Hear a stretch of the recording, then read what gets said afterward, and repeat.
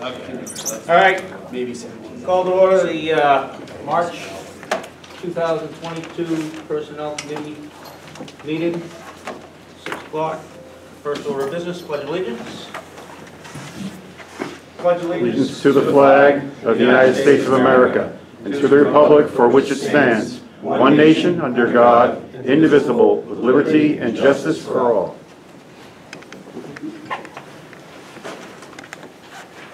Second item on the agenda is the approval of February 3rd committee, Personnel Committee minutes. So moved. Second.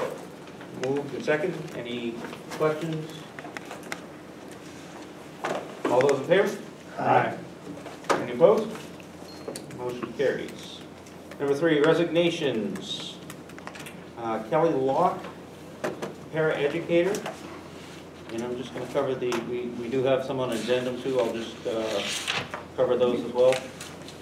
Carrie Gooden, custodian, and Kara Strohacker, teacher. So moved. Second. Moved and seconded. Any questions? All those in favor? Aye. Any opposed? Motion carries. 4, nominations, David Cuthbert, paraeducator, and Lisa Emmerich, social worker. So moved. Second. Moved and seconded. Any questions? You know, what are you working on? The agenda. Pardon? What? I don't have the agenda. I don't have any of this stuff, any of these names or any of this stuff. I had the, agenda that's located in the email. Yeah. None of these names are on the agenda. is that, this, There was an addendum. The addendum's on So the I've desk. got, yeah, I'm working off both the addendum and the email. Or the, Do you have the email from Sherry? I have it. Okay, Oh, so I he's have doing the the addendum and Okay, you're doing right. sorry. No. It's Thursday. So you get the addendums over there? Do you have the I addendum? have the addendum, But that's you don't- all. Well, I've got the one that came out 2 days ago, the agenda that came out 2 days ago. Yeah, I don't yeah. know where you're looking at. What He's was the one combining you just the had? two. This one right here. Just added some additions? Okay. Okay. Okay, thank you. All right, Dave. Okay, so we have a motion been moved and seconded. All right. All those in favor? Aye. All opposed? Motion carries. Number 5, retirements. And we have Doreen Hillsgrove, paraeducator. Lori Tebow, paraeducator. So moved. Second. Moved and seconded. Any questions? All those in favor? Aye. Any opposed? Motion carries. Number 6, termination. JB, custodian. So moved. Second. Moved and seconded. Any questions? All those in favor? Aye. Aye. Any opposed? Stipends. We have Patrick Delcourse, $1,500 for the robotics education. And on the addendum, we have Lisa Hernandez Parcell, curriculum advisor. So moved. Second. Motion moved and seconded. Any questions? What is Lisa's? The curriculum Oh, advisor. curriculum advisor, okay, thank you. All those in favor? Aye. Oh, sorry. Sorry. I'm just curious, where is the robotics education going on? Just at high school or It is the high school position, correct? just high school? Okay. Thank you. Any other questions? All in favor? Aye. Any opposed? Extensive list under athletic coaching nominations. Do you have those in front of you? Yep. Instead of me reading every one of them. No, I'm just asking. As listed? With the, I'll add one from the addendum, Alex Yates, RMS Girls Lacrosse Coach.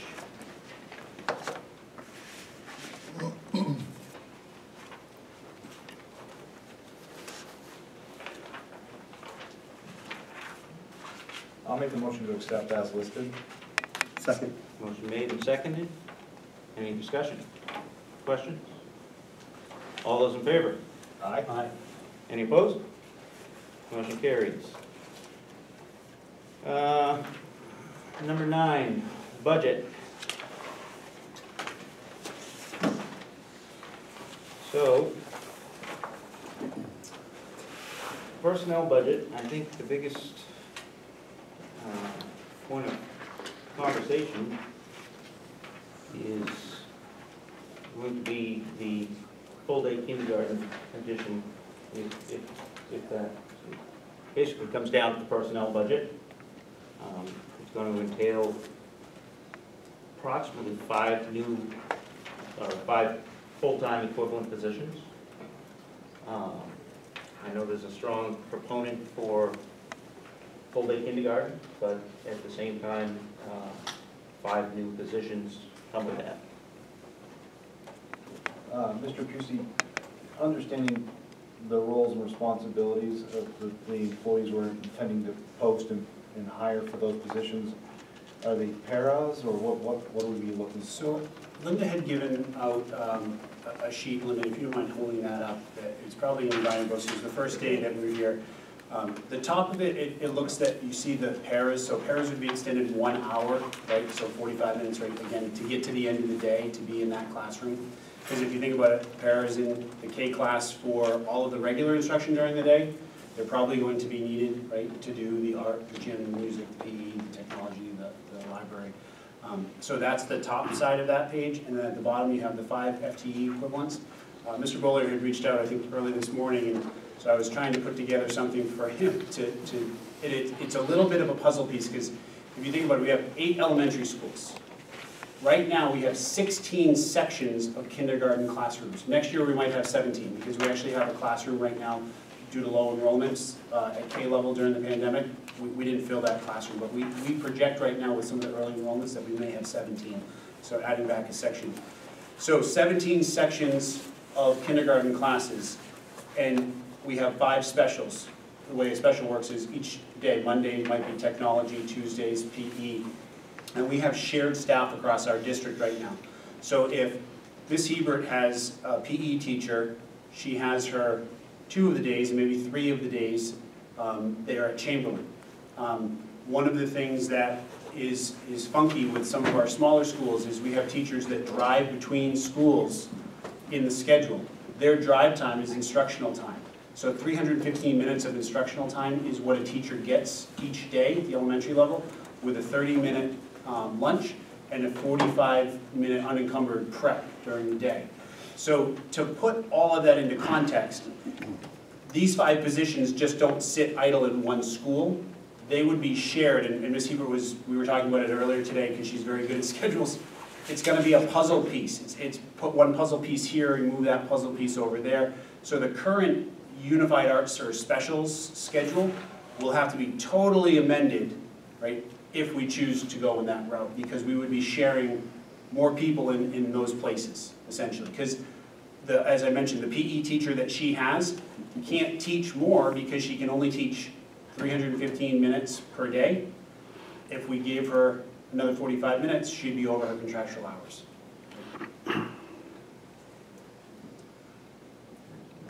Mr. Lynch? The only other question I would have is logistics in regards to busing or pickups. Is there any indication what thoughts were there? So we've talked with Student Transportation of America. They're working right now to give us a mock-up of what the runs would look like. And it really is all dependent upon what parents do. I suspect right now that if a parent needs childcare at 2:15, they're probably going to need childcare at 3 o'clock. So I'm hypothesizing that many parents won't choose to send their kids home on a bus if currently they're getting picked up at 5 o'clock at Rochester Childcare at that school. There could be, though, some kids who are going home with their sibling instead of, but I suspect that's probably happening currently if that's the case. So what we had said was, right now during the pandemic due to driver shortage, we pay for 19 runs. We're only implementing 15 runs right now because we've had to consolidate. So if you think about us being able to fulfill our current routes right now with 15 routes, that means next year, hopefully when we're full up, we have 4 runs. We could do 2 kindergarten east side runs, and we could do 2 west side kindergarten runs, so that kids could get home, if we chose not to go to 3 p.m. So what that would mean, though, is if we did not go to 3 p.m. and we chose to run buses, and I suspect starting with 2 on east and 2 on west, it might come down to more like 1 on the east and 1 on the west, but that will incur maybe a longer drive to cover the geography on that side of town. But that means we would also get 2 more runs at the middle school and high school. So some of the byproducts would be if we run 4 runs, 2 on east, 2 on west, and we continue with the consolidated runs at the middle school and high school, the buses are crowded right now. They'll continue to be crowded, and we may have some issues, right, with that. So there's pros and cons, you know, to each side of this situation. Thank you. Sam? Do you have a number of, I mean, have you based this on actual numbers? Yes. Okay, you know who's coming in and, Well, we have projected numbers, right? you're just projecting from those that you already have on a half day? Is that what you're doing, or? Well, it's not really half day, it's really like 3/4 of the day. They leave at 2:15 right now. Okay, So it's just really extending the day by 45 minutes. okay, but have we gone out, other kids that are gonna be joining kindergarten that aren't in the system yet? Well, each year, it's kind of we don't know what our kindergarten enrollment until it actually happens, but we've held steady. And like I said, because of the pandemic, we've been short a number of kids. I suspect that number will increase as we come out of the pandemic. Okay. So you based your teacher needs and parent needs on those new numbers? Yes. Okay. So, Kyle, how many, if we were to add 5 positions not associated with kindergarten, for instance, and bring back 5 positions? I know it's been talked about in the past, and it's the million-dollar question is, you know, what positions would come back, whether it be psychologist positions, which I think, you know, probably use in the district, or other positions. You know, I guess if we were to bring back the equivalent of $408,000 worth of personnel, would this be, I guess, the money best spent? I know it's a loaded question, and Again, as we talked about last time when we had principals here, you know, the feeling is earlier interventions leads to better success on the back end. So if we have kids in school more, you know, one of the things we've seen early on is as kids have been out of school during the pandemic, they've struggled with executive functioning skills that they would have learned when they were in kindergarten, when they learned to line up and not jump on each other, and, you know, or how to sit in small groups and converse versus not having that experience. So again, I guess if you're asking me if I'm in favor of the K positions, I am, because I think it will pay dividends in the long run. well, and I guess the crux of my question is, this affects a very small portion of, if you will, of one, whereas I'm going to throw a psychologist or other positions may affect the district as a whole, if you will. You know, for lack of a better way to say this, better bang for your buck type of, you know, looking in the crystal ball down the road in a few years, you know, we commit to this now for this cost, and it ties our hands on further down the road, if you will. Is it something that, you know, I truly believe that full-day kindergarten's gonna live or die out of this committee, because it's where the money is for the program, so. Sorry, I wasn't trying to. No. I agree with you, and I struggle with this, and I've talked to some of you about it in the past, and we've had the conversation. It's one of those things where, is it long-term sustainable? What's the projected cost for this kind of, Almost 400. For this year. right, for this year?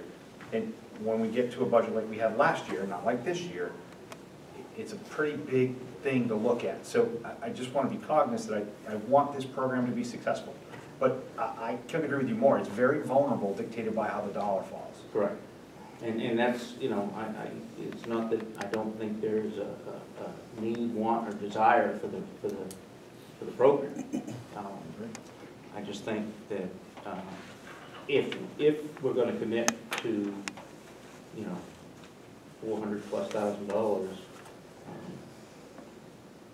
is it the money best spent in, you know, yes, it's in the district, but again, it's a small group. And I get what you're saying, early It is, intervention, but. and I think you don't know until you try, so again, if you added, you know, more language teachers across the district, would that yield better results? You don't know. Right. But I think it's important to remember too, every kid that walks across the graduation and gets a handshake by all you folks is a collection of experiences from K to that time when they cross the stage. So yes, being with a psychologist helps, but maybe being in school more, maybe that'll help too along the way. You don't know. I think it's important to know that our proposals are predicated on the fact that, you know, the state has sanctioned us to say that we're not providing transportation at the time that kindergarten dismisses. So to get back in good graces, we either have to give buses at 2:15, right, or we keep the kids till 3 when transportation is available to all. So one of those two things will happen. I saw a hand up over there. Did you have No, any- oh, no. okay. I have a question. Go ahead. Yeah, I haven't had a chance, Linda, I apologize for looking at all your budget numbers. I've been overwhelmed, frankly. But how much money, more money is coming into the state from the feds this coming year that we didn't have this past year, or this current year? You're talking grants or No, I'm just talking general that- fund? All that federal money that everybody's talking about, it's coming in.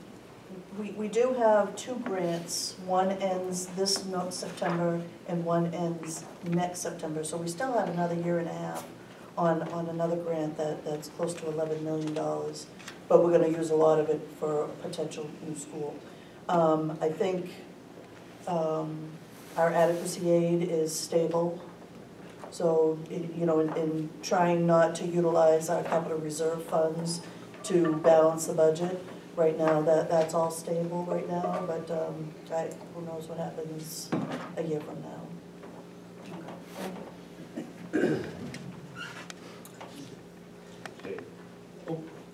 So I guess I do have one question around that. Is the funding sustainable? So if we were to add 5 positions, in a year or two, are we going to be in a position where we're looking to cut again because, you know, we have to meet the budget, the tax cap budget? So, I mean, do we feel as though adding 5 positions is something that our budget could absorb at this point? Well, in It's a state like long-term. Yes, and projecting out the next 2 years by utilizing, and now again, the tax cap, the CPI was a big help for our budget for next year. Will that continue? You know, if I knew that, I wouldn't be sitting here, so, but, you know, hopefully maybe that'll stay in some kind of trend. But in bringing it back down to normal percentages like it has historically been, yeah, we will be over the tax cap over the next 2 years. So we'll cut athletics. Works for me. No. So, Tom, and Linda's absolutely right. The CPI this year was 4.1%, correct? Something exponential. 4.7. 4.7. When we had to cut all those positions last year, it was 1.3, 1.4. It was something, 1.2. 1.2.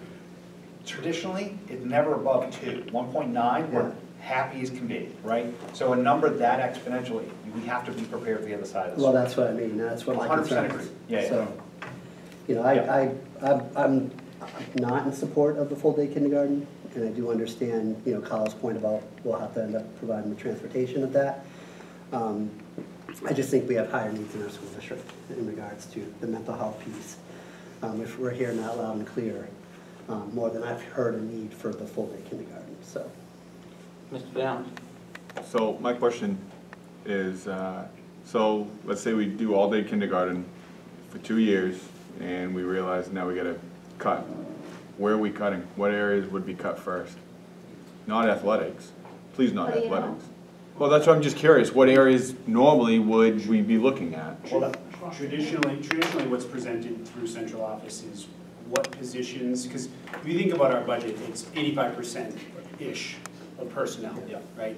So what we've always presented in the past from central office was a list of positions not required through the minimum standards. The state says these are the minimum standards of positions and things you need, and then we put a list together of those positions that are outside of that requirement, and then we have conversations about personnel, because that's a lot of where the money is in our budget, but then all of the other things like athletics or extracurriculars or what have you.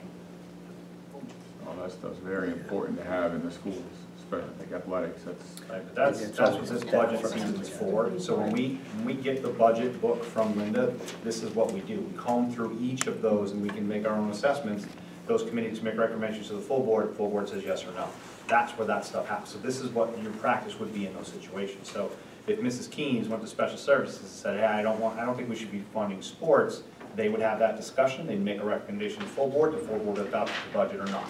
But that's how that happens. There's a process. So the only other thing I would like to ask, if I could, Mr. Kamir, I apologize. Linda, did we get a number of retirees yet? And we're done with that, right? So we have that, and do we have our health increase yet?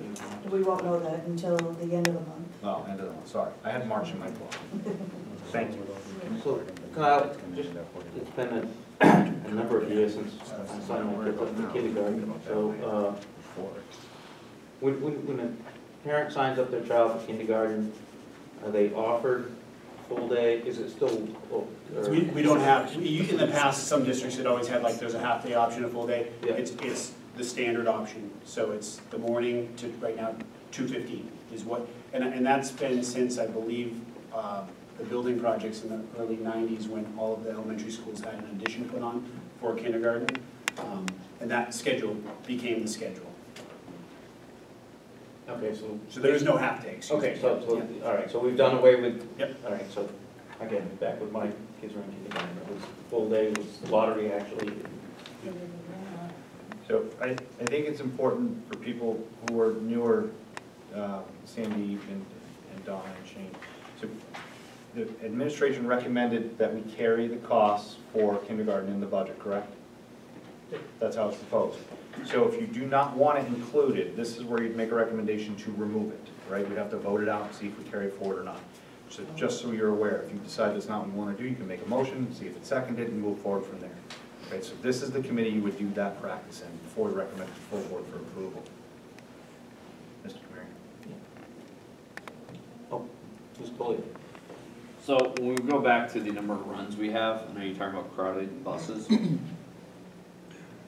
Obviously, I'm gonna say this, and I already kind of know the answer, but we gotta talk about it. Buses, is our bus company able to add 2 additional runs for the kindergarten level as we have it now?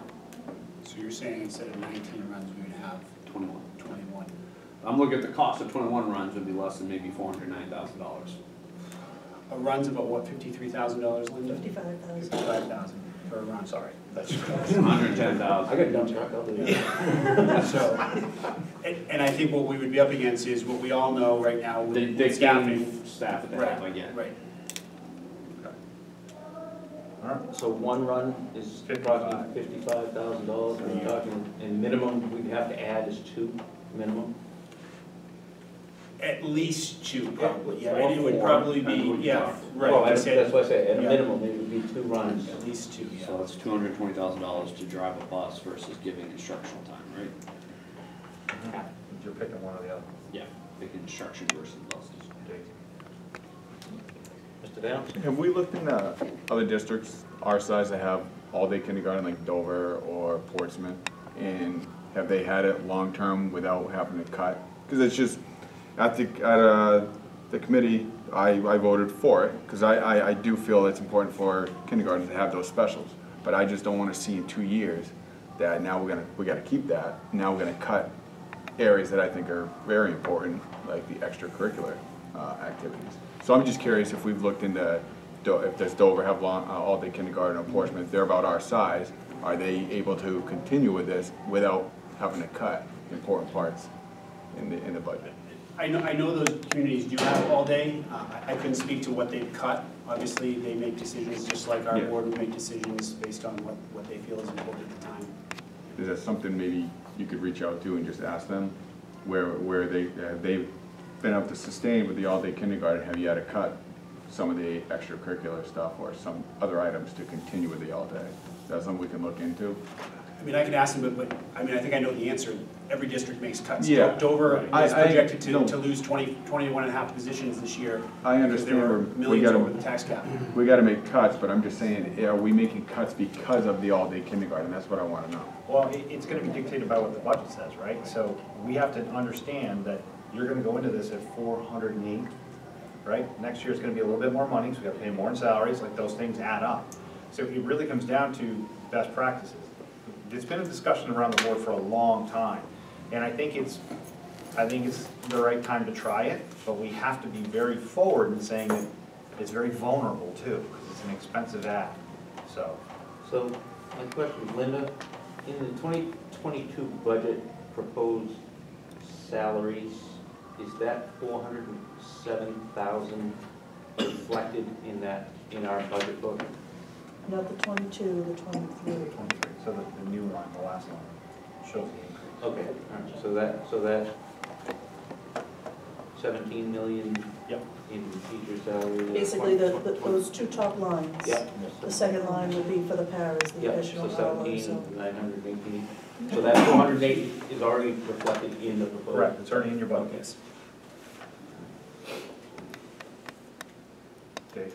Are we under a corrective action plan regarding the transportation for kindergarten? So we have to remedy the situation through this budget cycle. So that, they basically gave us, from when we got cited to the end of the year, because they know that you just can't add to your budget in a Okay. year like that. So I have to send something come the end of the year to say this is how we're remedying this year. Okay. How long has that been in place for, do you know? We got cited, I want to say it was maybe November. Okay, so it's recent. Mm-hmm. Could you tell me what the citing was? I mean, that's. So there's a statute that says transportation needs to be provided. And so we have always provided transportation, but there was a stopgap for our kindergarten kids. When kindergarten kids get out at 2:15, I'll just use East Rochester, they can get picked up by their parent, or Rochester Child Care has always been in our schools and has provided child care on a sliding scale, free all the way to pay for full, right, based on needs. And they've always worked with our families. What happened this year is someone was unhappy with that situation. They then contacted the state. The state basically told us that we weren't providing transportation to kindergarten kids unless they paid for kindergarten daycare, right, at Rochester Child Care, which they said was illegal. Even though some families got free based on sliding scale, so we were told that we need to not have students pay in order to get transportation later at 3 o'clock. So we either need to offer transportation at 2:15, or we need to have them stay until 3 and then take transportation. That's from the State Board of Education? Yes. Or from the department? Who was that? Department of Education, so it's the same.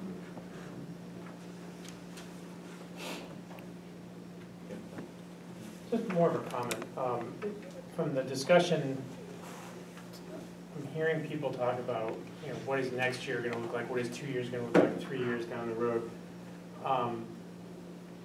Every year's budget is sort of starts over each year. So when you get the CPI number from the city, it's not the increase next year isn't based on last year's budget, it's based on the current budget. So, if we approve these 5 positions, I should say, if you, as a committee, approve these 5 positions, and it goes into the budget, then next year, any CPI increase, that's already built in. So you're not going backwards, you're going forwards. And you know, if I had a vote on the committee, if there's going to be a vote to cut, I think this is some of the best money we can spend is in kindergarten. The formative years, this is where it all begins. This is where contact with teachers in a classroom at that age is crucial. And if we have an opportunity to increase kindergarten time, this is what we have to do and should do. And in good conscience, if this reaches the board, I cannot imagine voting to cut kindergarten out of this extra amount of money out of the budget. I think it's unconscionable. So just to be clear, of our open positions, and we have approximately 58 open positions in the district, those are also included in the budget. Correct. So just lay it all on the table. So filling those positions, whether it be with what they're actually vacated as, or filling them with another need, if you will, those are already budgeted. So we're ultimately adding 5 new positions. And I just kind of throw this caveat, you know, and I'm with you, Tom, in regards to mental health, and I guess addressing the immediate needs, if you will, of the past 2 years of our district, which I think, as we progress forward, that's, if we don't nip at the bud, it's probably going to progress worse, I think, as far as behaviors and whatnot. So we could still have those positions of the 60 vacant, we could still fill those, if you would, realigning vacancies, I guess. Or, you know, we have 60 vacant positions that are in the budget. Though they're maybe teachers or, you know, is it? Again, I think if any principal saw that their school that's not fully staffed right now would say, I want that position next year, and they're working feverishly right now to make sure that happens next year. So these, like you said, these are positions in the budget that are needed. Like, you know, if they would have said, we don't need to fill that, they would have told me already, and I would have taken that off the list and told you all that we don't need this many special ed teachers at William Allen, right? That would be an example. But that's not the case.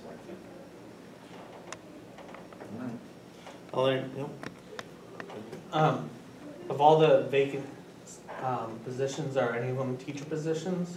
Yeah, I mean, I can give you a rundown. So we have 1, 2, 3, 4, 5. So we have 4 teachers. We have 1, 2, 3, 4. So 5 teaching positions. 2.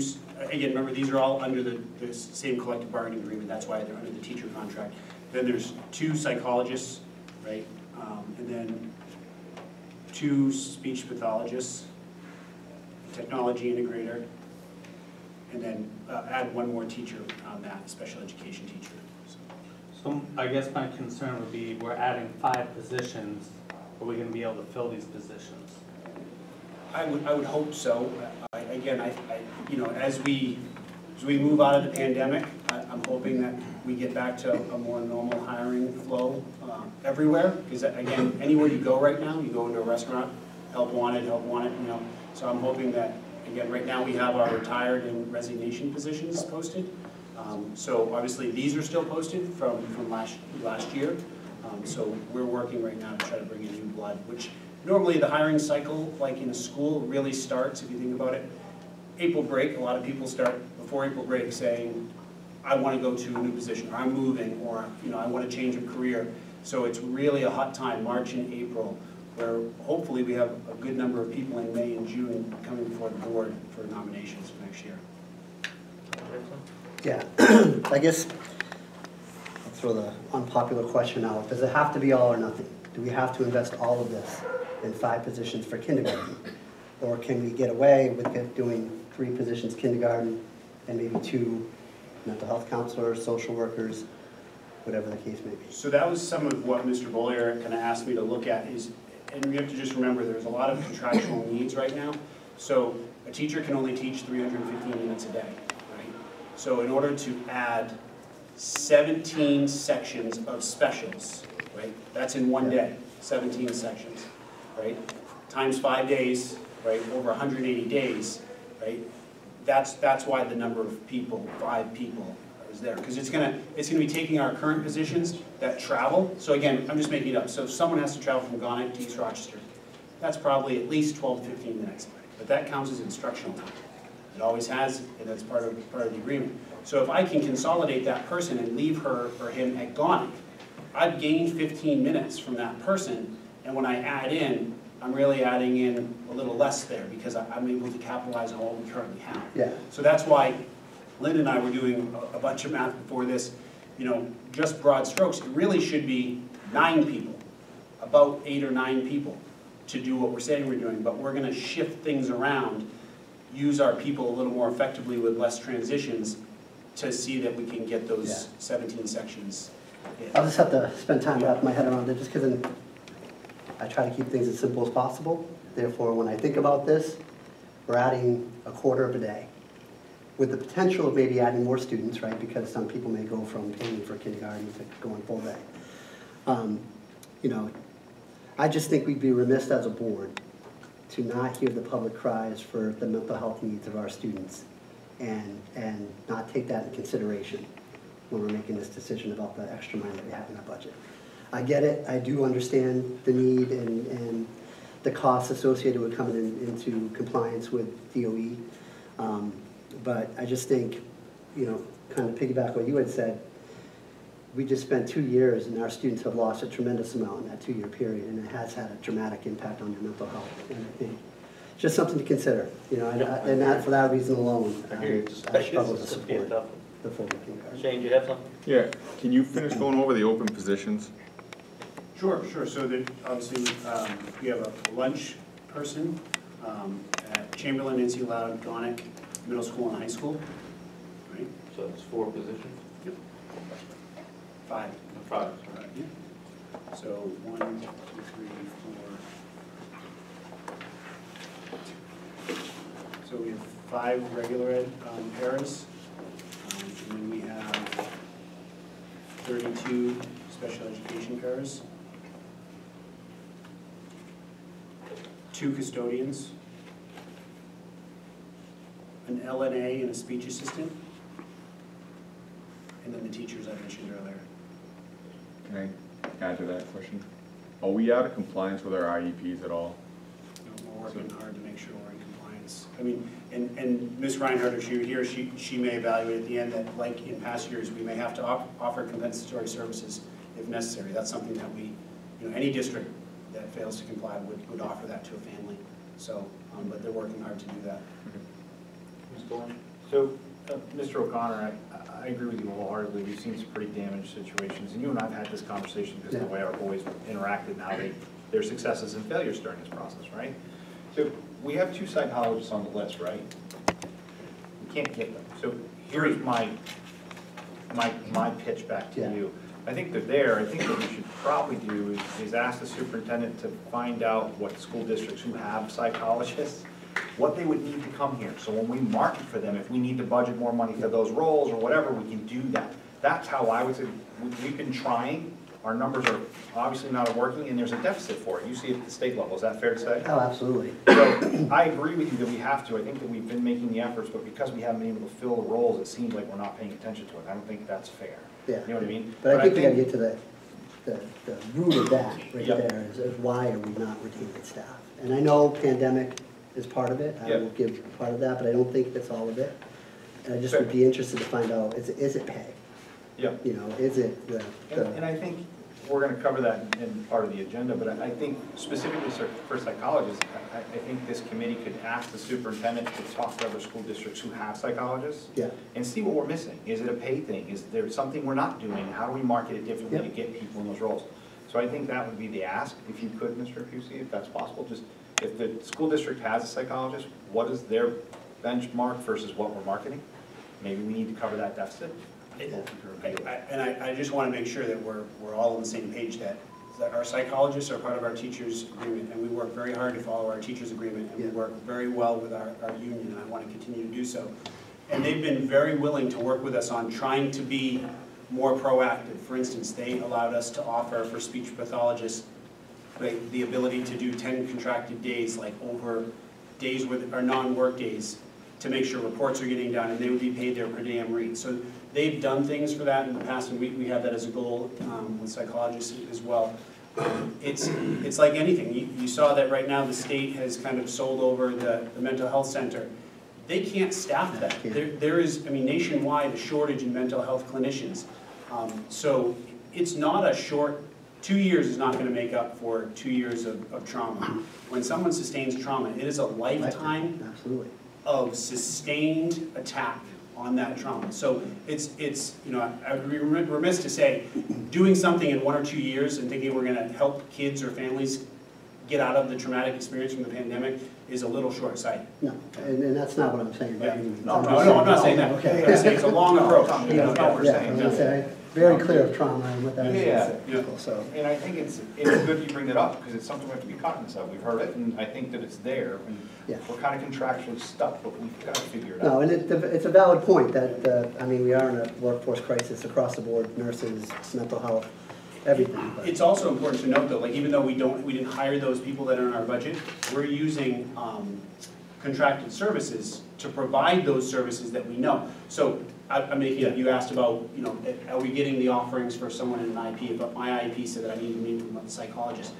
We don't have a Rochester School District employee psychologist. We're hiring through a subcontractor to provide that services to those students that need it. So we're still providing those services. I just want to make sure we're Oh, clear yeah, on that no, too. I'm not saying that at Yeah. all, because I know, but you're gonna run into the same challenge with those Yeah, absolutely. subcontractors. where you're gonna But it's a good conversation, because the public may not see those things, like they don't see Yeah. the check marks, but I think it was a good conversation. Any further discussion? Yeah, thanks.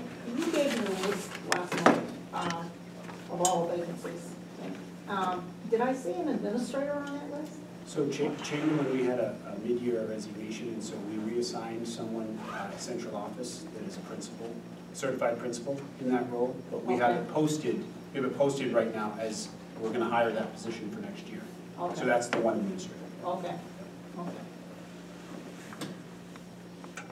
Any further? Oh, that's done. I've got a letter of complaints with nobody said who they really were, from Chamberlain. And it seemed like the principal who's retiring may be part of the problem, because they don't get recognition on it, or what they're saying. This one it was an anonymous letter, so Yeah, I I think can't tell. Most of us got it, yeah. most of us got that, yeah. Okay. And again, the process has been ongoing, is trying to fill that position, Yeah. and bring some that was stability why back to he's- come in. David, again, one last question. Go ahead, Sandy. Do we have exit interviews? We do. A process for that? We're gonna cover that. Yeah, we're gonna cover that under other. Okay. So any further discussion on the budget personnel? So without that, I'll entertain a motion to move the budget, personnel budget as presented to the full board for approval.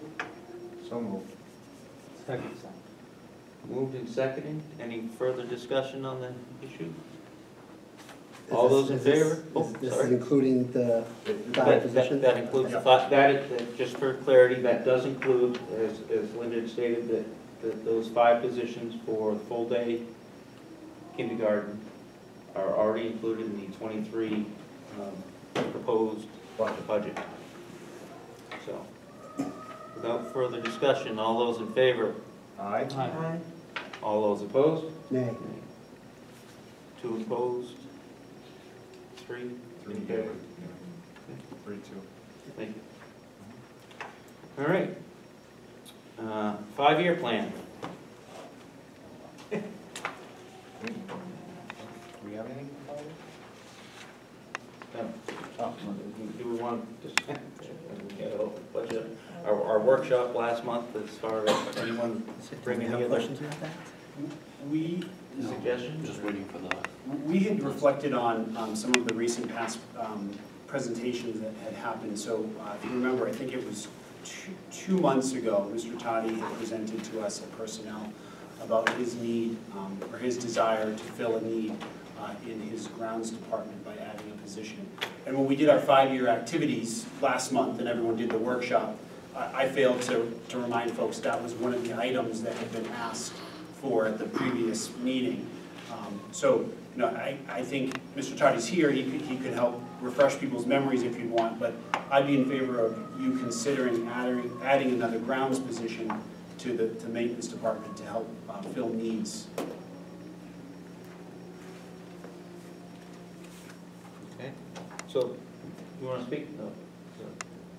Mr. Kamiri, could you, Mr. Kamiri, Mr. Toddy, could you just remind us what you needed for and why? Gladly, thank you. So I put together, I'll start with the comps. Londonderry, Dover, Portsmouth, and Exeter, all within driving distance of here, all similar sized schools. They all run the equivalent of 4 full-time grounds guys during the summer month when the athletic fields are being painted, repainted, mowed, trimmed, irrigation systems are in full bore. We run 3. The last 2 full-time grounds guys that we had left exhausted, just run into the ground. We have 40 acres of mowing across the district, 20 acres of plowing that the grounds crews are responsible for. The grounds crew worked the period of November 17th, 20 to November 17th, 21, 625 hours of mandatory overtime. It wasn't, hey, can I pick up a couple extra hours? It was, you can't go home until this is done. That burns people out, and this has been an ongoing problem. We invested in the irrigation system, which is great. That relieved a lot of labor. We did talk at one point about bringing in some robotic line painting equipment to relieve labor. That never happened. The national median for maintenance, full-time maintenance workers, maintenance workers square footage is 50. With our 868,000 square feet, we should have about 17 employees. We run 6. And we achieve that by subbing out most of this stuff. We don't sub out any of our grounds work. So we're burning people out. The other thing is the grounds person, it's a utility position. This doesn't just take care of athletic complexes. That's their biggest concern is the outdoor, the play fields and the sports fields. But the grounds guys are our swing position. If a head custodian calls in sick, we get that by 4 o'clock in the morning. We're trying to figure out who's going to go open that school, and it's the grounds guys invariably that go. We're filling holes right now with the grounds guys. Same thing on the other end. If there's a position, something that happens after hours, it's the grounds guys that come in and do that. But they also help out with the maintenance crew. The maintenance crew, we run 3 full-time maintenance employees, and it's the grounds guys that will support them. If we've got, 80,000 pounds of shingles that have to get up 3 flights of stairs, the grounds guys are right there helping out. All of the furniture moving, grounds guys constantly helping out. So it's a position, primarily we're talking about athletic fields, but it affects every other aspect of what my department does. They're my swing utility players, and we're short-staffed, and we have been. This isn't a pandemic thing. This is a historic thing. We're short-staffed. We don't run enough people. Thank you. What the approximate cost per? $58,773. That's real good approximate. 22 cents per hour. You'll round down. What was the number, 58? 773, Okay. That's wages and benefits? correct. So if I could, Mr. Pusey, Mr. Kamiri, if I may. Yes. Do you feel that if we were to add this position, it's something we could fill, or would it end up on the list? That's tough to say. I don't know. Do you think it's a value add? I do. I think, and again, I think you saw we've had some resignations in this department now, and we heard they're swing people. I mean, there are people in our buildings. The need in our buildings doesn't go away just because someone's sick that day. They compound on themselves. Sam, you have a question? Yeah, I'm just curious, how many positions are authorized for your department? Right now I have 3 full-time maintenance employees and 3 full-time grounds employees. That's not counting the So it's custodial. a total of 6 in your department is what's already been authorized? Yes. Correct. Okay, and you're down 1, yeah. Or you I'm want hoping to another go one to back? 7. I'm going to Okay. create a more than Bringing Okay. it to a total of 7. Thank you. Make it total of 7. Mr. Kamiri, I'd like to, well, let me start, if I may. Yeah. We have to submit a budget to the city when? March 25th. Yes, we don't have time. I think adding that position makes sense. It is the time to do it, and we've always talked about the stuff we've tried to achieve. And let's be real candid, we've never had a situation where our guys don't show up, and we have lost some great grounds. We've lost quality staff. I agree with you, and I think it's not because we don't want to take care of them, we're burning them up. Yeah. So I would like to make a motion that we add that position to the budget before it's presented to the full board next Thursday. I'll second So, that. second? So just procedurally, we took a vote to move that, right? So just addend it, make an amendment to, To add one, what title are we supposed to be using, Mr. Hughes? You do grounds person. One grounds person, the total is, Linda gave it to us, 58,773. and 22 cents. 42 cents. So the motion that's been seconded on the floor to amend the budget to be sent to the full board to add the maintenance grounds person for a total of 58,773 plus or minus to the budget to the full board. Motion's been made and seconded. Any further discussion? All those in favor? Aye. All those opposed? Motion carries. Thank you. Mr. Mayor, just under 5-year, I know you did your exercise last month. If there's anything added, otherwise we'll go through that list at the next 5-year committee. Okay. Is there anybody that has done any thinking on the 5-year strategic from personnel? That You guys are prioritizing the list that you put together. I think sorry, Mr. Committee. I thought the list was pretty substantial. To sit through that, prioritize a lot with the superintendent and his staff is gonna be, that's a pretty big. Well, and we're kind of doing this, Yeah. with the discussions we're having. I mean, whether it be vacant positions, priorities, it's. You already took off one, because I had on the last conversation with the grounds. Yeah.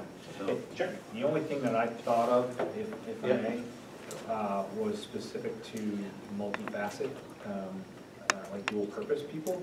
Like, can we, and it all comes down to contract, so that's more to do with contract, like is there a way to bridge a contract for doing other specials and those types of things? 'Cause I think that's where we get tripped up a little bit, like having paras cover certain, when teachers have prep time or whatever. Can we figure out how to make it a little more equitable across the board so everybody has to carry a little extra? That's the wrong way to say it. Trying to figure out how to balance responsibilities. Teachers and the staff work very hard. I'm not trying to take anything away from them, but I think that they're doing a lot because of the way the contract's structured. There's a way we can overlap some of those duties and pickups and drop-offs and that type of stuff to make them parallel. That's what I would want to look at. Does that make sense? Am I saying that appropriately? Make sure I wrote it right, so when we talk about this next month, we all understand more, like, for example, paras or certain other positions, if they're covering other duties, then there may be a compensation or some structure that we discussed about in their next Right, I just want to make sure that if the contract. para contract says this is their duty schedule, and If if they the do teacher's X. contract says this duty schedule, is there a way to make sure they overlap, so they There's can some help each other, coverage. right, so they can help each other out. You And I fall don't- down, I pick you up. Right, I don't know how that structure is Yeah. set up, so I'd like to review that a little bit, and make sure we're doing the best we can to make sure they're a little more teammate synergistic, you know what I mean? Are you on the negotiating team? For teachers, yes. I'll put that in the back. Advice, right there, Thank you. right? All right. With that, we'll move on. Public comment. Anyone from the public? Is in here? Sure. Sure. All right, so my name is Bethany Dunley. I'm a 22-year resident of Rochester. I've talked to you guys before about the mental health, and I wish that somebody motioned to kind of throw this back to the board to not go forward with kindergarten. I think it's a waste of money at this time, especially with what's going on. I don't think that if we try it now, it's going to work in 2 years. I really don't. I think maybe if we wait and then look at the budget in a couple of years and maybe do it, or there's a way you can go ahead and take the magnet school. If you want to increase kindergarten, why can't we reduce the magnet school back to normal days and use the money towards kindergarten? Right now, the magnet school has an extra 20 days that the board pays for. We could work with that, or just not do it. I mean, I think it was Mr. Lynch that said, you just said something about not the right time to try it or the right time to try it. You're talking about the kindergarten, I think you said just a little bit ago. I don't think it's the right time to try it. I disagree with you. I think that we shouldn't do it. And then as far as Kyle, you said regarding for our children, for the health care services that we want for our mental health for our children, I disagree with you. I think 2 years, people can be changed and can be helped. I don't know if you have a degree in that and you made that comment. I was kind of offended by it because I actually went to school for psychology. So you can nip it in the butt in 2 years. These kids have been through hell. And I think that we need to address that issue. That's #1 priority. Kindergarten, not #1 priority. Sorry, I don't agree with it. These kids, you guys gave them the bullying thing. Did anyone ask about how that went?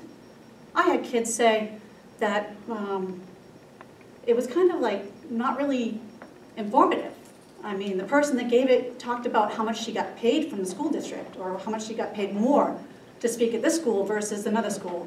That's coming from children. Now, do I believe that yes, I do. I believe the children.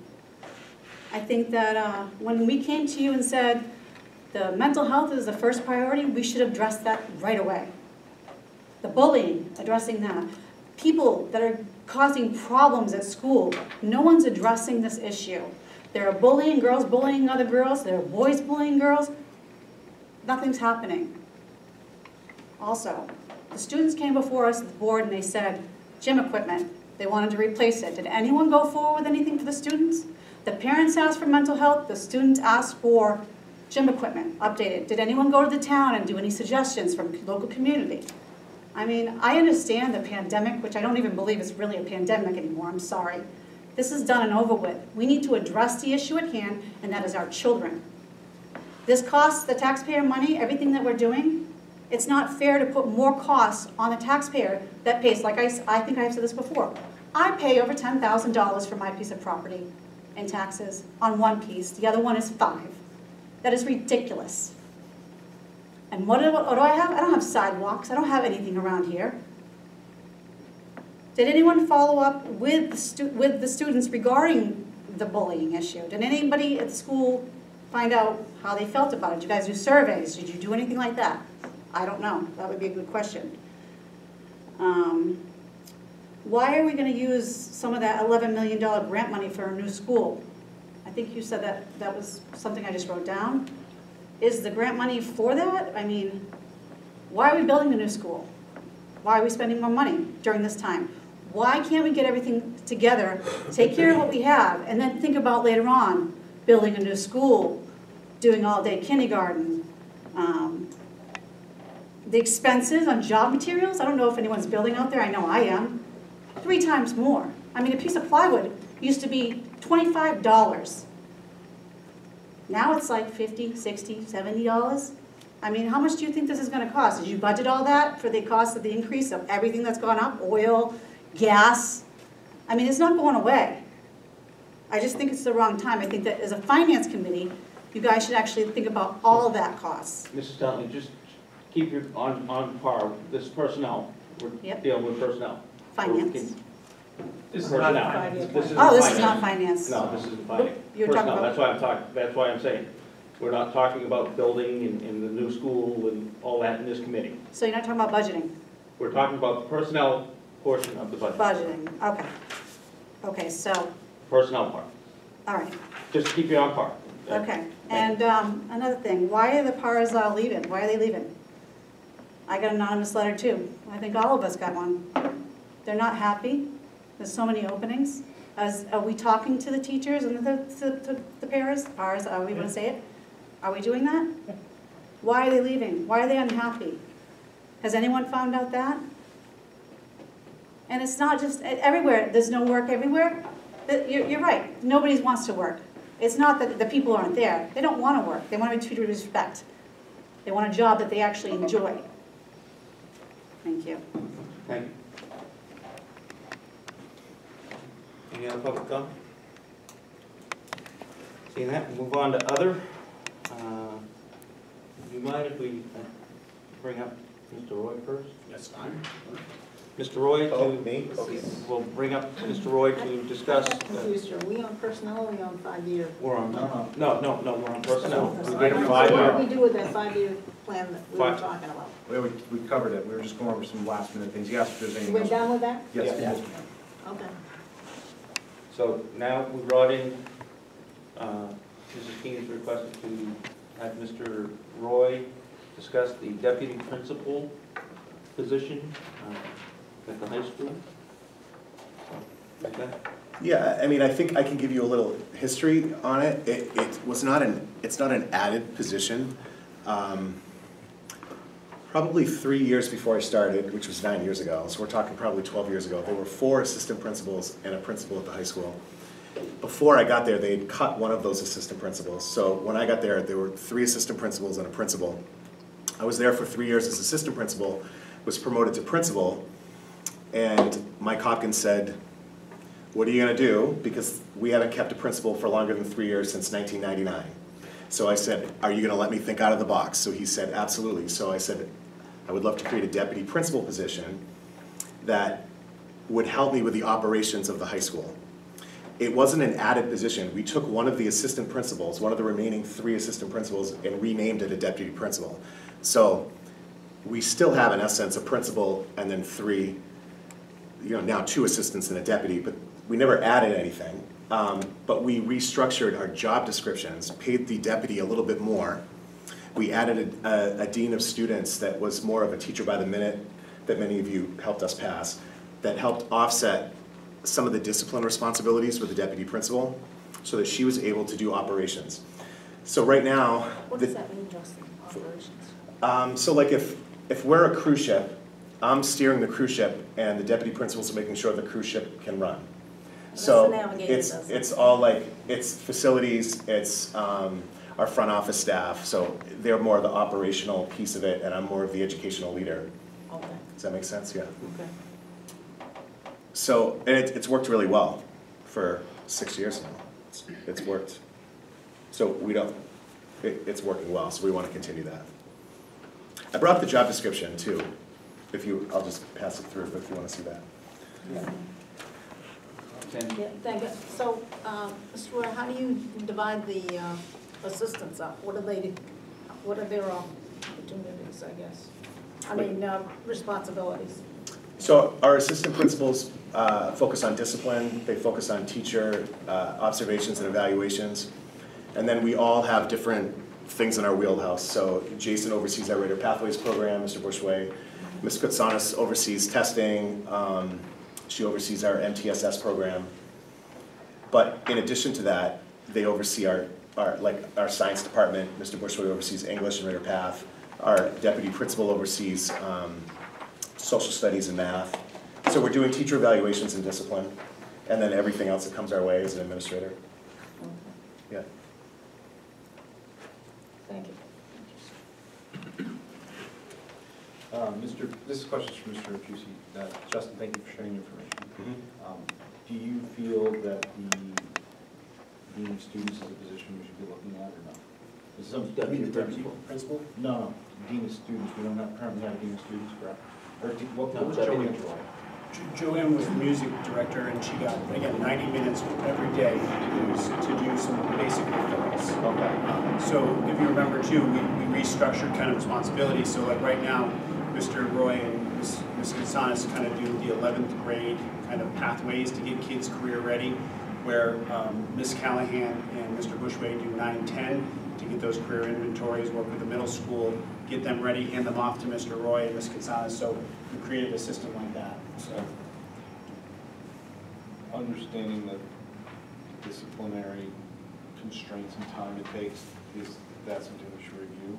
Is it something you want to bring back, or do you want to work with the admins to see if it's valuable? We can see, I mean, if it's needed, but the issue too is you just can't have anyone do that. Right, They have to be certified, admin, yeah. right, So, right.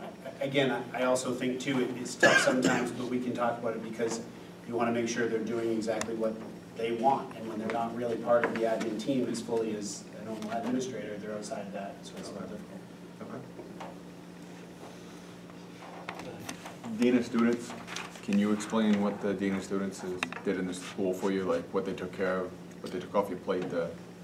So the Dean of Students took care of straight discipline Okay. and student. And it was done on a teacher by the minute system that's already there, so it wasn't like we created a position. We paid a teacher that had an administrative degree to help us with discipline for the 90-minute prep period that she had. Mm-hmm.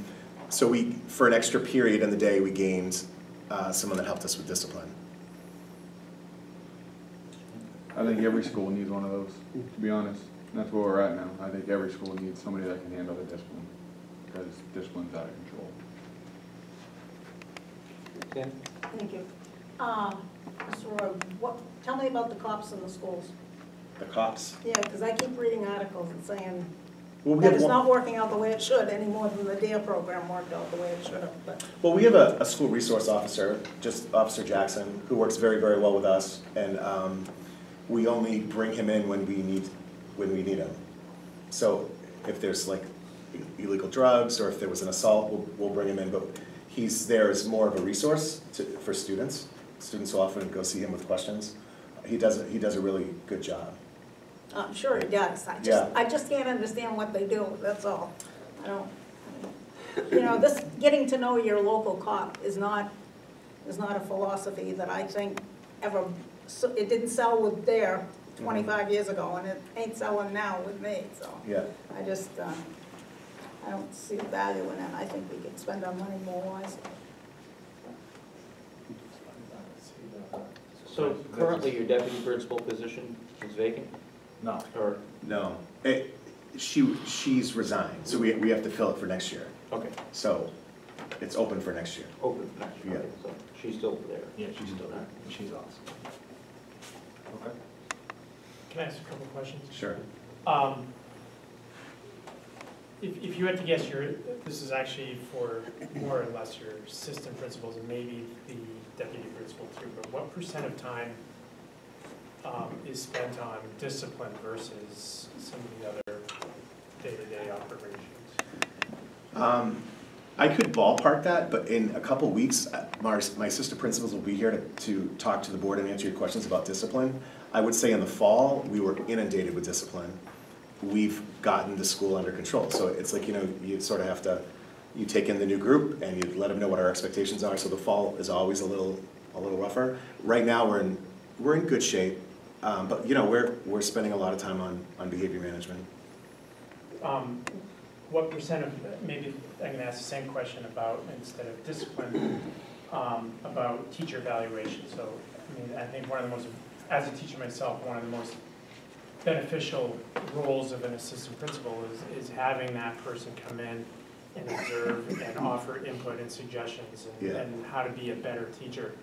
And that, to me, is where I would love to see the administration be doing more, but obviously they can't because they have discipline issues to do. I will actually tell you, I'm proud of the team because we've worked really hard to get into classrooms this year, despite the number of issues we've handled with discipline. The most important job is we make sure that teachers are doing their jobs. That's one of the most important jobs for us. So we made sure that we covered each other, and we had a little system where we were in and doing our mini observations. And I mean, we had probably close to 60 to 65 observations done by the end of September. Like we were really good. We were really conscious to get in there and do that. But it takes a coordinated effort, like you said, because I think everyone gets caught in the weeds as administrators, and then all of a sudden you haven't done any evaluations. So it really does take an effort to do that. But the summatives that my team has written have been phenomenal. I've read them all. They're really good, and we're focusing on personalized learning and all the district initiatives, and it's all written right into the summatives, and it's tied to our district goals. They've done my team's done a phenomenal job of that this year. Thank you, Joseph. Yeah. So the Dean of Students, that was a stipend position? Yeah, and it was used on a teacher by the minute. And so Kyle gave us the opportunity to go to him and ask for it back, and we didn't. We wanted to go this year without it. So, you know, we may decide as a team to go back to Kyle and ask for it, but you know, Kyle was very supportive of us not renewing it, you know, because Joanne did a great job, but it's Joanne Houston, right? Nobody can replace Joanne Houston with music either. So we felt it was better to move forward without one at that point, because we didn't feel like anyone in our school could probably step up with the credentials to do that. But we did have the opportunity, Kyle gave us the opportunity to go back and present. So we may do that, because we have several teachers now that have gotten their CAGs, and with a new deputy principal stepping in, we may want to bring that dean of students back, but I haven't had that conversation with you. So who's filling, I guess, the short with her leaving? You don't have a dean of students. Right. We absorb that. With what? With the deputy principal? With the deputy principal, with me, I'm doing a lot more discipline this year. Okay. We just absorbed it. Like Joanne Houston processed 871 behavior incidents her last full year before COVID. So that was the year before COVID, because the COVID numbers were skewed. But a lot of that was all the lower level stuff, like skipping a class, tardies, things like that. So more serious offenses still came to you? Oh, all the serious offenses go to the assistant principals, yeah. In your opinion, how old do you think a dean of students would be at the junior high, middle school, and elementary? Because we're hearing just a lot of issues down at that level. I think the way their schedules work, it would be much more difficult for them to do that, because we're on a 4-block day. So it lended itself really nicely to a teacher stepping in and just for one block coming down and helping us with discipline. Okay. I don't know enough about the elementary schedules to do that, but it's not like ours. I don't think they have a 90 block of time, right, Kyle, that they could do that? Okay. But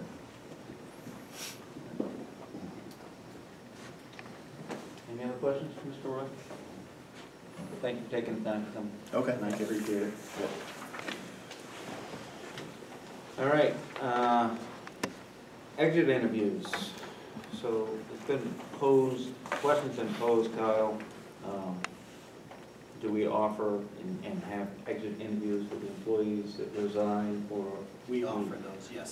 Every person that leaves the district receives a letter thanking them for their service, and we extend an offer for an interview. And are those usually taken upon? I'd say Speak to 20 to 30% of the time. Is that because we're done internally as opposed to having an outside exit interviews process? In other words, they come back to you or to your office? They do, Right. Well, yes. you know, maybe you might not want to be honest about that kind of thing.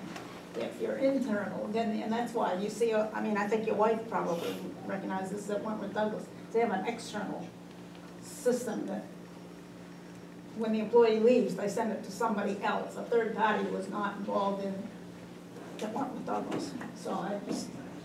I've always felt the exit interviews we had were very good. There were lots of helpful suggestions that we actually helped implement. Those are the ones you get.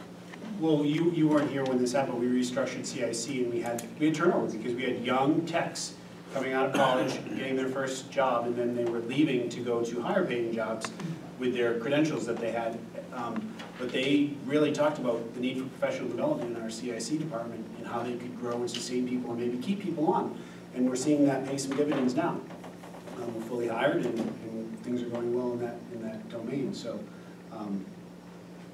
I guess we would have to add an external interviewer to the budget to do that, right? No, we offer, but do we encourage, I guess, is the, you know, I mean, They are lack the. warmly welcome through a I letter know. to come and speak to whomever, right? Yes. Nobody You can't force approached me when I somebody to was do that. hired either, Yeah. you know what I mean, so. Have you correlated the data from the responses, like put it together and you provide us like a report of what the responses have been? I could work with Jerry. I couldn't do that longitudinally from when Brenda Gentle was here, but, you know, we've had people call or email me and say like, you know, again, during COVID, thank you, but I'm not meeting people in person, you know, I mean, so everyone chose different paths. So, I mean, we could look at it, but I Those are the wouldn't. ones that are valuable though. The ones that are valuable are what happened during the course of their school teaching day, right? Isn't that, those are interviews that I think are valuable. Yeah, they're offered to I mean, meet if you anytime. leave because of COVID, I mean, that, join the world, everybody's doing that.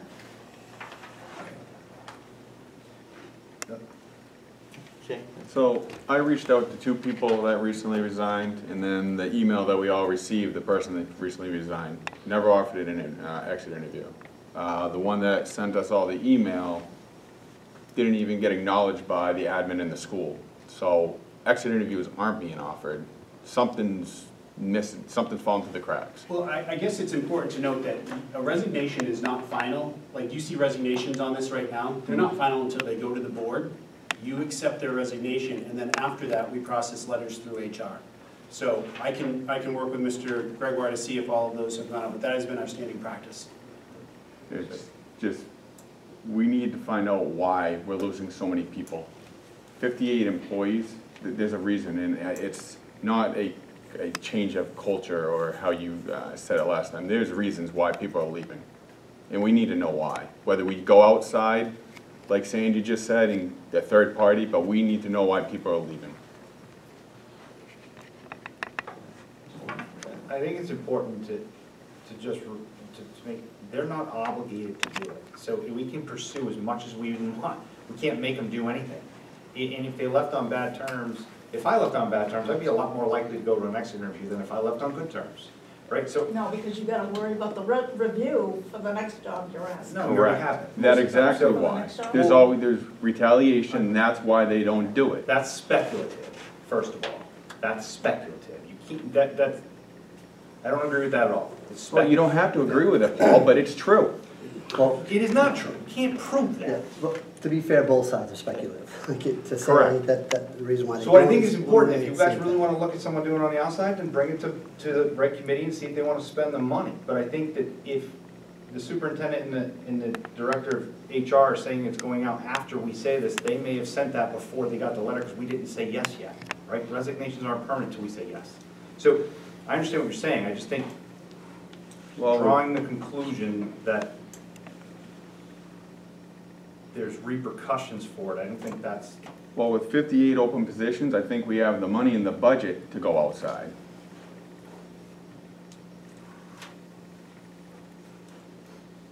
I would just suggest too that if anyone mentions that they haven't been offered an interview, and you all know that's our standing practice, that as a board member, you send them my way. I'm happy to speak with anyone. Well, So I think, excuse me, listening to some of the rhetoric just in the last couple of minutes, I think it's important to make sure that everyone knows that 58 people didn't just quit and leave. This number 58 has built up over time, basically because of the economy and this and that. People, and let's be honest, not everybody is up to being a para, working in a school, working with children. It's not easy, and it doesn't pay well. So, until we can make those improvements through negotiations and contract changes and whatnot, we're going to continue to have some of these vacancies. I think it's very important to know that 58 people just didn't quit because they felt like they were in bad working conditions. That's not at all what this situation is. 58 people didn't quit because of that. But if there were 2 out of that 58 that said, the ceiling's falling down in my room and I've talked to maintenance and it doesn't get repaired, that's an important thing to know out of those 58. I wouldn't disagree. Okay, so that's my point. I mean, it's not that 58 to me is an extraordinary number as well, but I do think there are some people who would love to tell you exactly what, other than the economy, or it's a tough job. I know, I taught for 2 years and I said, this job is too tough for me. I'm out of here. So I understand those kinds of things. And I think people will be honest about that. But the other thing that they think they can be retribution about, they're not gonna tell you. They're just not gonna tell you in an interview with a supervisor. I'm really struggling with that, because if you're leaving, why wouldn't you just say it? Because you're worried about references for the next job you have. exactly, That's the point. exactly. Okay. Mr. Bullion. So a couple things to keep in mind. New Hampshire state law, if you as an employer give a board reference to the other future job, you now have a liability issue. You just state the dates in which they work and that's it. That is HR practice. If you don't know that, I'm sorry. Another thing is, an employee does not usually burn their current employer because they don't want to burn their bridge. 10 years from now, they might want to come back here, and they've learned over the years. Another thing is, at the end of the day, our employees are adults, and adults have the right to they should know better by now. That means bring up your issues, go through your union representative, go through your school administrator. I'm sorry, but I'm having very little patience with employees that want to send anonymous letters and go on rants. We are adults, let's start acting like it, and let's hold these employees accountable just like I do at work.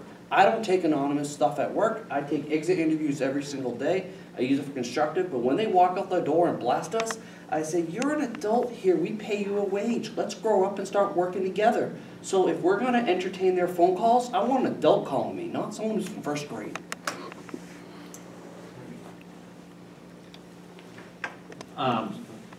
Exit interviews, I think, whether they're internal, external, someone's gonna be saying the same thing to a person. If they got fears of retribution, it's all gonna get back to Kyle, no matter which direction it goes. I don't think an external interview is gonna be different, unless that person just can't look someone in the eye.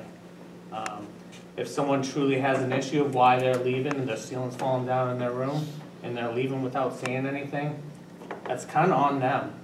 If there's a way for them to make their environment better or whatever, if they leave without saying something, we can't help that. We can't do we can't help this person if they don't speak up. That's right, you got it. But if you're scared that you need to do an exit interview and they're not gonna say anything because they're scared of retribution, that's on them as well. They're not gonna say anything to an external, to an internal. If they haven't said anything to Kyle by the time they quit, they're most likely not gonna say anything if they don't do an exit interview. I don't think it's gonna make much of a difference. You know, once again, like Matt said, they're an adult. If they have an issue, I've always spoke to my boss, as difficult as an issue as it was. If I had something to say to make my workplace better, I spoke up and said it. I've worked for many different companies. Sometimes I found out that company wasn't right for me. Other times I was able to fix it. But it always starts with that discussion. And as adults, we need to have that discussion. And we can't just, as a district, rely on exit interviews to figure out what's going on. Our people need to come to talk to us. If we have bad environments, our people need to come to talk to us. And anonymous letters don't fix anything. You know, we can't have a discussion with that person. Go back and forth, try to get more information.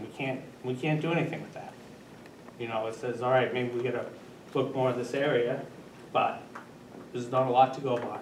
People need to bring their issues to us. As far as high turnover rate, grass is always greener for everybody. There's always a better district to work for. There's always a better position. People jump ship all the time for things we don't know about. Some things could be something we could do better, but if they don't talk to us, there's nothing we can do about it. But the saying, the grass is always greener, I've seen it my whole career where I work, and people make mistakes when they leave, I believe. But Shane? I think as a board, we should be ashamed that somebody felt they had to be anonymous. That's what I think. That they did not feel comfortable coming to somebody. That's how we should feel, that they did not feel comfortable. What about the person that emailed us that wasn't anonymous? What about them? They told us quite a bit of alarming things going on. And I think we should be extremely bothered by that email. And that one wasn't anonymous. All right, so I guess the gist of it is everyone is offered exit interviews. They are offered them, whether or not they acknowledge that. I would like to see it then. Not the interview, but I would like to see what they're offered. Because I'm hearing that they are not offered anything after they're gone. So I would like to see it. What they're offered. A letter? I mean, yeah, I would like to see the letter that Kyle's telling me. You said you're sending them a letter. I want to see the letter. Because they're not being, I do not feel that they're being offered. Because I reached out to people that were gone. Never offered, nothing.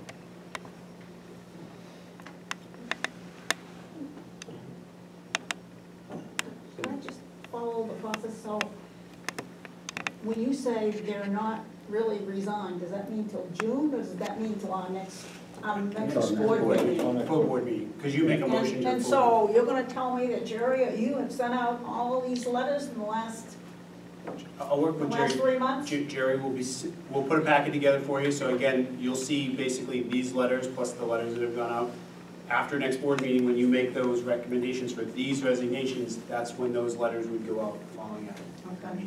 You're pretty busy all day writing letters, huh? With that many vacancies. Jeez. Well, see, I just want to make sure, Ms. Keynes, though, these are not resignations. Right. Most of these are not resignations. These I are positions understand we have not filled. I understand, The whole year. that, I Okay. got that on a separate sheet of paper, Okay. I got it, Just making sure. yeah. Good stuff. Moving on, we're gonna talk about, the para, pay rate, sub rates. Sub rate comparative to, are we in the ballpark with other districts? Are Well, we- you can see with it up and down. Last year, this group actually made a change and we upped the para rate, or excuse me, the substitute rate. So currently, we pay $75 for a non-certified person, $95 a day for a certified person. You can see each of the districts have different things that they've done, but, you know, in essence, right now, pay $75 a day, right? But they've incentivized some of their things down here where they have like almost a longevity kind of clause where, again, $150 for any substitute who works 12 days in a month. It's over $500 if you work 50 days by January 1st, right? And then $750 for 75 from January through June. And then they do lunch and breakfast provided there. So you can see at Summersworth, right, we're over where they are for certified, under where they are for uncertified by $5. See that difference? Oyster River, they do $15 an hour. And Portsmouth, you can see it's higher for certified subs, again, and for non-certified. Kyle, can you go back to that? That one right there. Can you help me understand that? So $150 for substitutes in addition, or that's their rate per day? No, that's a bonus. So so Okay. you can see before they have $75 a day. Yeah. And if you work 12 days in a month, you get a bonus in your check at the end of that month. Okay. Okay? Okay. And then you get a B, letter B is if you work 50 days, you get that bump, right? So you kind of see how that. So basically, if you're a long-term sub or. Yeah, if you consistently work there, they're trying to incentivize, instead of like some subs, when you talk to them, they'll do a day here, they'll do a day in Farmington, they'll do a day in Dover. They're trying to say, don't go anywhere else, right? Stay with us, and we can kind of incentivize it that way.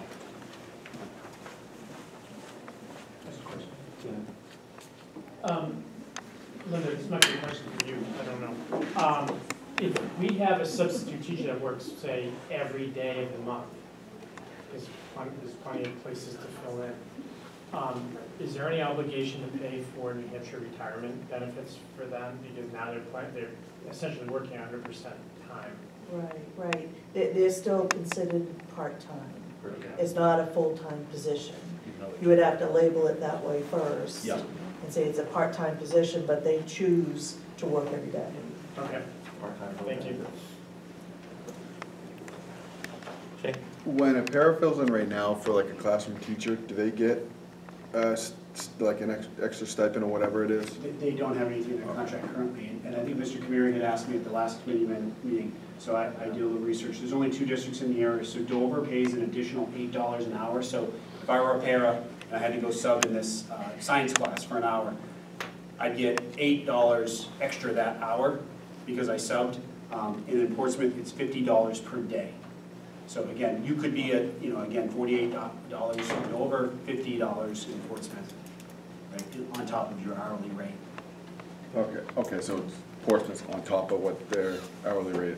Yep. Now, is So that, the $8 is on top of the hourly rate as well. is that something we should think about doing?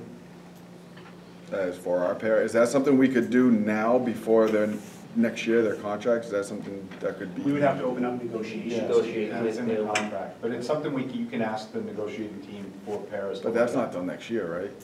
Paris is next year? Yeah. Yeah, next year. So is that nothing we can do now?